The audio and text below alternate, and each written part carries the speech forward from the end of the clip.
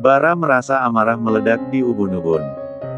Bahkan untuk sekedar memangku bayi itu Alfian tak memberi izin. Posesif sekali, padahal bayi itu anak siapa coba? Pikir Bara. Bos pasti lelah gendong bayi dari tadi. Nanti kondisinya drop lagi. Kan kata dokter Vero tidak boleh terlalu lelah, bujuk Bara layaknya seorang diplomat. Alasan itu sepertinya masuk akal. Boy saja bisa ku gendong apalagi hanya bayi kecil ini, celetuk Alfian, sembari menyandarkan baby Alea di dadanya. Lagi pula kamu kupanggil ke sini bukan untuk gendong bayi. Ya sudah, saya hanya mau membantu. Sekali lagi Bara menatap bayi mungil itu. Alea seperti memiliki magnet yang terus menariknya. Setiap bagian wajahnya dengan penuh penghayatan. Jika dilihat-lihat, bayi perempuan itu memiliki potongan wajah menyerupai Bara. Bulat wajah, hidung dan bibir sama persis. Hanya matanya yang menyerupai sang ibu. Hati Bara seperti diremas saat baby Alea menoleh padanya dan tersenyum hingga menampakkan lesung bibitnya. Bibir mungil berwarna merah dengan gusi belum ditumbuhi gigi itu tampak sangat menggemaskan. Selama beberapa saat Bara terpaku dan tak dapat mengalihkan perhatiannya dari wajah cantik itu. Seperti sedang berada di dimensi yang berbeda, Alea mampu mengalihkan dunianya. Apa lihat-lihat? Tanya Alfian ketus setelah menyadari Bara terus memandangi baby Alea. Ia bahkan meletakkan bantal sofa untuk menghalangi pandangan Bara. Bara tersentak. Meraba punggung leher demi menyamarkan rasa gugup. Sesekali masih mencuri pandang ke arah Alea. Alea belum tentu mau digendong olehmu. Kamu hanya orang asing baginya. Napas Bara seperti tertahan di dada. Sejak tadi Alfian terus menyerangnya dengan sindiran pedas level setan. Bara merasa seperti sedang berhadapan dengan jaksa penuntut dalam sebuah persidangan. Bara menarik napas dalam-dalam ketika melihat Alfian mengusap puncak kepala dan punggung Alea. Sangat lembut, hingga bayi kecil itu tampak mulai terbuai dan mengantuk. Alfian menyandarkan di dadanya. Ada rasa cemburu melekat di hati Bara melihat baby Alea begitu nyaman di pangkuan laki-laki lain. Kasihan anak ini, bapaknya tidak mau mengakui. Padahal dari wajahnya saja mirip seperti pinang dibelah-belah. Bara seketika bungkam, membuat Alfian menyeringai. Berani berbuat seharusnya berani bertanggung jawab, kan?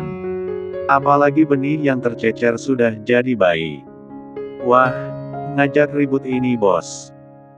Mia hampir tidak mempercayai bahwa sosok yang ia pandangi dalam pantulan cermin adalah dirinya.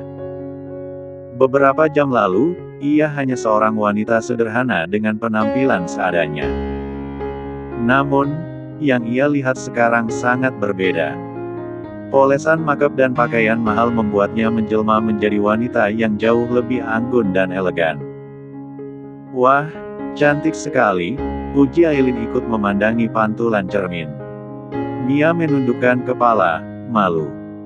Merasa tidak pantas berdandan seperti ini. Apalagi ia hanyalah gadis biasa yang tidak memiliki apa-apa.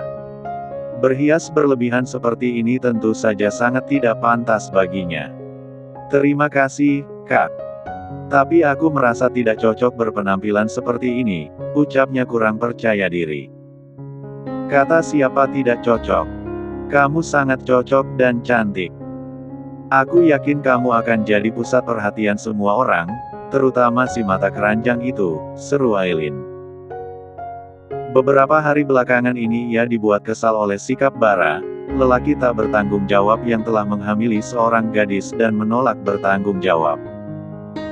Kekesalan semakin memuncak saat Mia bercerita tentang Bara yang sempat meminta agar janin dalam kandungannya digugurkan. Hal yang membuat Aileen merasa bersyukur memiliki Alfian, yang langsung bertanggung jawab atas dirinya dan Boy. Bahkan kala itu Alfian memaksa Aileen untuk menikah dengannya. Kamu harus membuat dia menyesal sudah mengabaikan kamu dan Alea. Jika Aileen sedang disibukkan mengubah penampilan Mia, maka Alfian masih betah dengan kesibukan barunya. Sekarang lelaki itu sedang duduk berselonjor dengan menidurkan baby Alea di pangkuannya.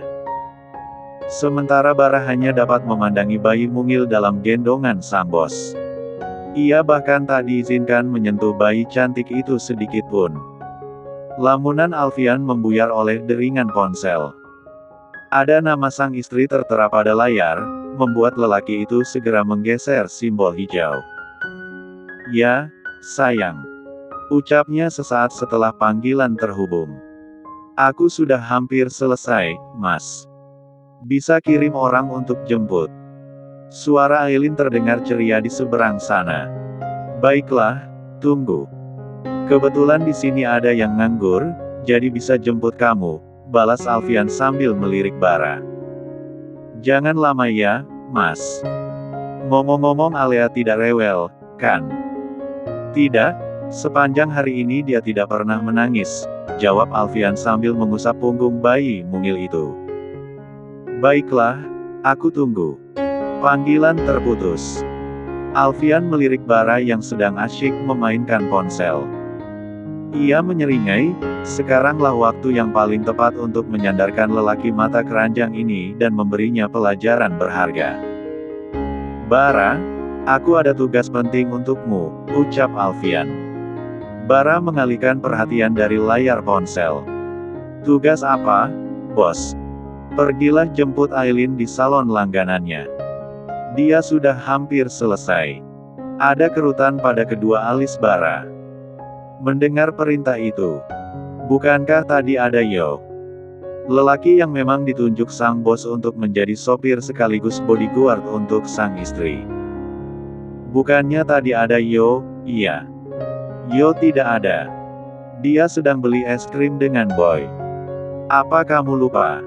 Oh, baiklah kalau begitu. Tak ada lagi penolakan dari Bara. Ia memaksa tubuhnya yang terasa lemas untuk bangkit. Mengemudikan mobil meninggalkan rumah sang bos. Sepanjang jalan menuju salon, pikiran Bara terus dipenuhi oleh bayang-bayang Alea.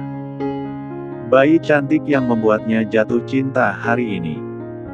Kurang dari 30 menit perjalanan, Bara tiba di sebuah bangunan berlantai 4. Ia bersandar sesaat sambil menghembuskan napas panjang.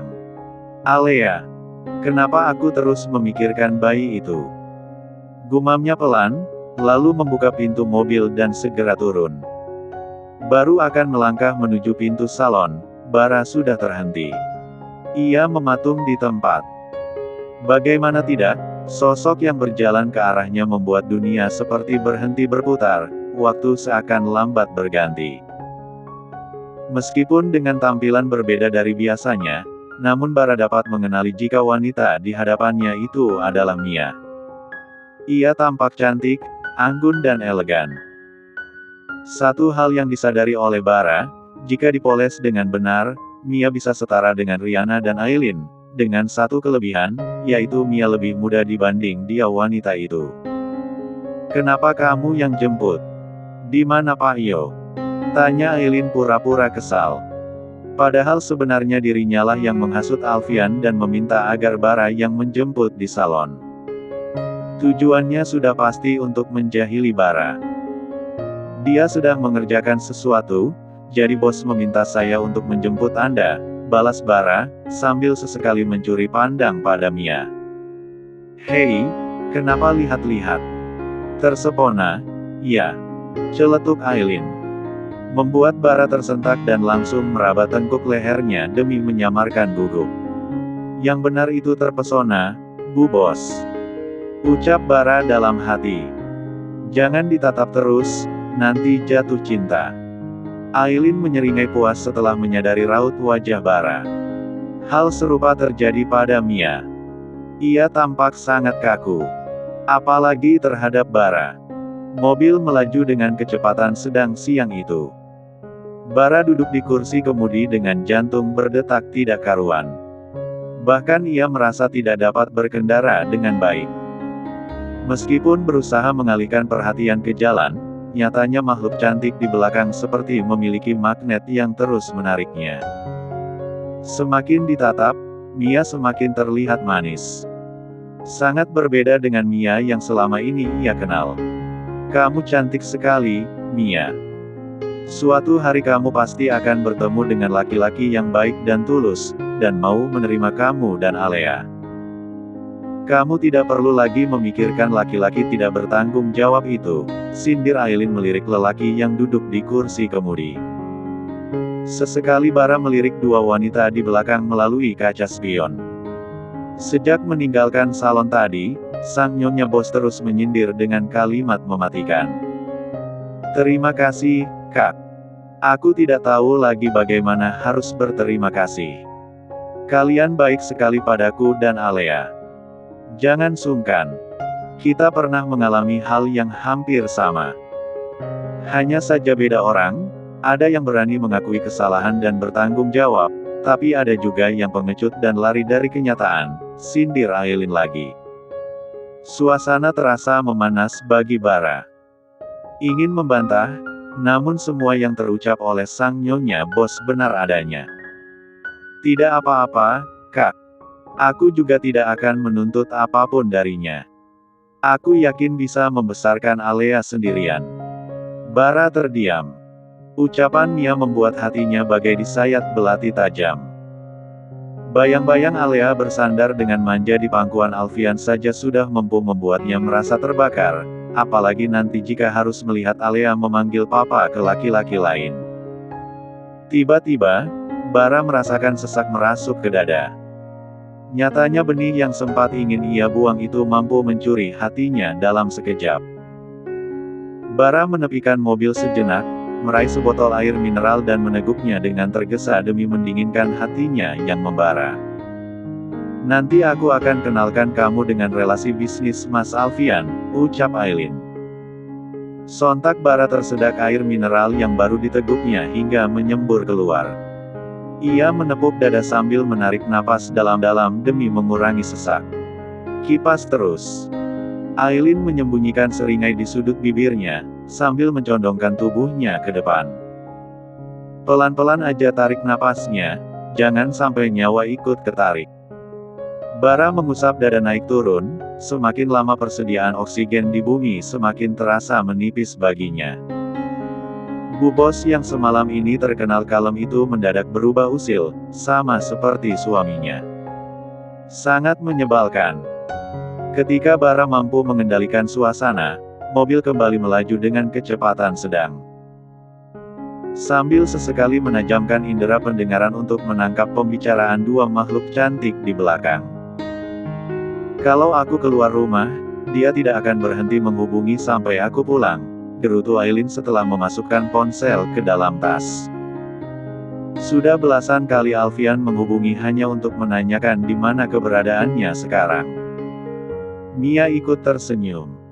Kak Aileen beruntung sekali. Tidak banyak laki-laki seperti suami kakak. Kamu tahu, Mia, aku dan Boy dulu bernasib sama seperti kamu. Tapi kami beruntung karena Mas Alfian bukan laki-laki pengecut yang tidak mau bertanggung jawab. Semoga aku dan Alea memiliki keberuntungan yang sama. Semoga saja. Aku akan ikut senang kalau nanti kamu dapat jodoh yang lebih baik. Lupakan saja laki-laki itu. Memangnya dia pikir wanita itu toilet di pom bensin di mana dia bisa datang saat kebelet lalu pergi begitu saja. Bara merasa tersentil. Tanpa perasaan ia pernah melemparkan sejumlah uang kepada Mia dan meminta agar menggugurkan kandungannya. Aku bisa bayangkan bagaimana sulitnya hamil sendirian. Betapa tidak enaknya mual di pagi hari, setiap malam kesulitan mencari posisi tidur yang nyaman karena ukuran perut membesar, sampai harus melahirkan seorang diri dan merawat bayi tanpa didampingi siapapun. Kamu luar biasa, Mia. Ucapan Aileen layaknya pukulan yang menghujam tepat di dada Bara. Menciptakan rasa sakit tiada taraf. Lelaki itu mulai membayangkan apa yang dilalui Mia selama mengandung dan melahirkan baby Alea seorang diri. Tinggal di sebuah rumah yang terbilang sangat kumuh. Bahkan Mia harus bertahan dengan mengumpulkan sampah plastik untuk bisa menghidupi putrinya. Berbanding terbalik dengan Bara yang menikmati kenyamanan apartemen dengan berbagai fasilitas. Juga menyantap makanan lezat setiap harinya. Pada saat Mia berjuang seorang diri, Bara malah sibuk memikirkan cara untuk mendapatkan wanita lain, yang ternyata adalah kekasih sahabatnya. Aku sudah melakukan kesalahan besar, ucap Bara dalam hati. Lamunan Bara pun membuyar oleh suara klakson dari pengendara di belakang.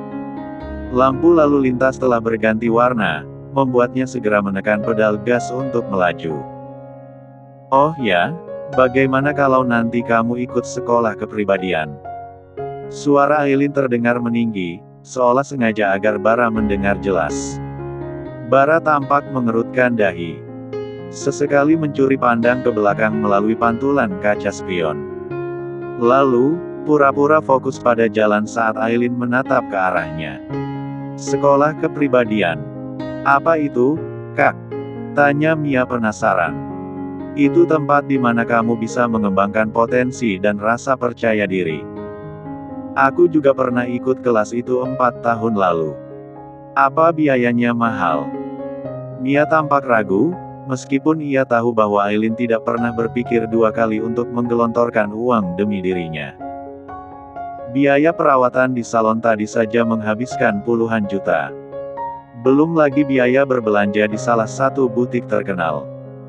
Aileen bahkan memilihkan beberapa pakaian tanpa melihat harga yang membuat mata Mia melotot. Jangan pikirkan soal biaya, yang penting kamu belajar dulu. Kalau mau nanti aku bisa hubungi Nona Park. Aku kenal baik dengannya. Bola mata Bara seketika melotot mendengar nama keramat itu. Nona Park adalah orang paling berjasa dalam sejarah percintaan Alfian dan Aileen. Tapi aku sudah terlalu banyak merepotkan. Aku tidak enak, kesannya sedang memanfaatkan, sambung Mia. Sama sekali tidak, aku senang bisa membantu. Lagi pula kamu layak untuk mendapatkan yang terbaik. Iya kan, Bara? Iya, jawabnya ragu. Belajar di kelas Nona Park itu menyenangkan. Banyak materi tidak terduga yang dia berikan. Kamu pasti akan betah dengannya, sambung Aileen. Peran sebagai kompor meleduk sepertinya akan melekat pada dirinya. Baiklah, sepertinya memang menyenangkan. Terima kasih, Kak, ucap Mia. Anggap saja sebagai bekal setelah kamu menikah nanti. Jadi kamu tidak perlu mengharapkan seseorang yang tidak pasti. Kala Aileen berbicara dengan nada santai. Tanpa beban, justru Bara tampak penuh beban. Untuk sekedar bernapas pun berat. Bara masih ingat dengan kekonyolan Alfian yang menambahkan materi tentang cara menyenangkan suami di kelas Nona Park. Bara pernah direpotkan dengan menyewa satu gedung bioskop untuk sang bos hanya untuk menonton film biru. Pikirannya menerawang jauh, bagaimana jika nanti Mia melakukan hal sama dengan lelaki lain. Bara yakin dirinya tidak sedang cemburu, tetapi entah mengapa hatinya merasa berat. Mungkin karena ada baby Alea yang menciptakan ikatan di antara mereka. Lalu, bagaimana nanti jika Alea memanggil laki-laki lain sebagai ayah? Bara tidak tahu bisa terima atau tidak. Melihat Alea bersandar dengan begitu nyaman di dada Alfian saja sudah membuatnya merasa tercekik.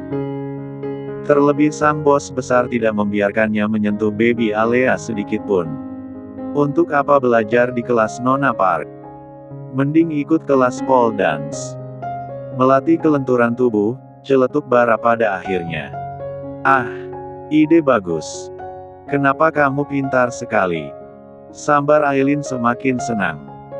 Mia, aku suka sekali melihat postingan Instagram para artis yang bergelayut manja di tiang besi. Aku membayangkan bagaimana kalau tiang besinya berubah menjadi suamiku. Mia mengatupkan bibir agar tawa tak menyembur. Sementara Bara mulai belingsatan. Membayangkan Mia menggantung pada tiang besi dan menjadi tontonan para lelaki hidung belang. Tapi nanti kalau tiang besinya patah, kalian bisa ikut patah tulang. Lebih baik ikut kelas senam, atau olahraga saja. Voli misalnya, Usul Bara kemudian.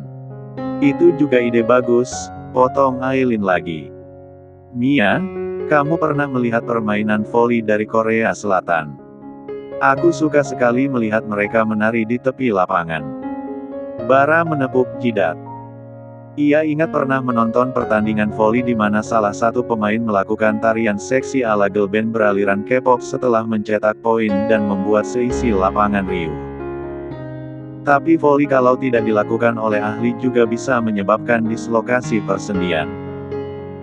Lebih baik kalian menyenangkan diri sendiri di tempat yang lebih menjaga privasi. Karaokean misalnya.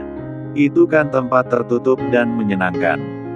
Seketika wajah Aileen berbinar terang.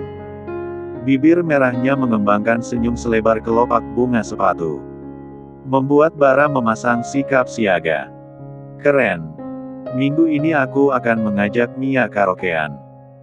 Aku pernah melihat video wanita dilamar dengan romantis di tempat karaokean.